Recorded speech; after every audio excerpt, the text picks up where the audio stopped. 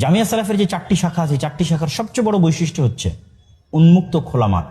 যেমন আমরা যদি জামিয়া সালাফিয়া রূপগঞ্জ নারায়ণগঞ্জের মহিলা শাখার কথা ধরি, তাহলে এতটুকু আপনি নিশ্চিত আপনাকে বলতে পারি যে ঢাকা শহরের অলিগলিতে ঘিঞ্জি পরিবেশের মধ্যে, দম বন্ধ হওয়া পরিবেশের মধ্যে যত শত শত মহিলা মাদ্রাসা গড়ে উঠেছে, তার চাইতে এই মহিলা মাদ্রাসা সম্পূর্ণ ব্যতিক্রম।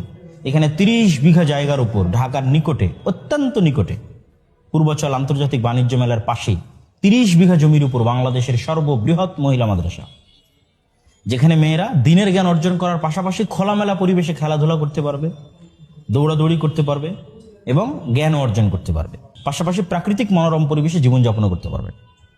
বিশেষ করে আল জামিয়া সালাফে রূপগঞ্জ যেই লোকেশনে অবস্থিত, যা শীতলক্ষ্যা নদীর তীরবর্তী, আপনারা জানেন যে ঐতিহাসিকভাবে আমাদের যত মুসলিম শাড়ি তৈরি করা হতো তার বেশিরভাগ উন্নত মানের সুতার জন্য শীতলক্ষ্যা নদীর তীরবর্তী অঞ্চলগুলোকে চয়েস করা হতো।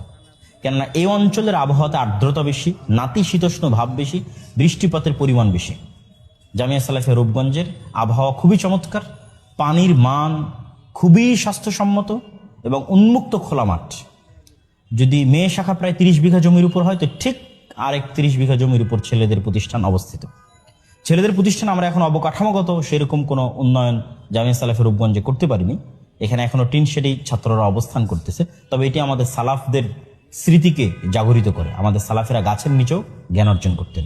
তবে আমাদের শিক্ষার মানে কোনো কম্প্রোমাইজ নাই, আলহামদুলিল্লাহ। তবে অচিরে এখানে অবকাঠামোগত কার্যক্রম শুরু হচ্ছে, মসজিদের বেসমেন্ট ঢালাই সম্পূর্ণ। অচিরেই আরেকটি আবাসিক ভবন এই জানুয়ারি ফেব্রুয়ারি থেকে আমাদের এই রূপগঞ্জ শাখায় আবাসিক ভবনের কার্যক্রম শুরু হবে ইনশাল্লাহ।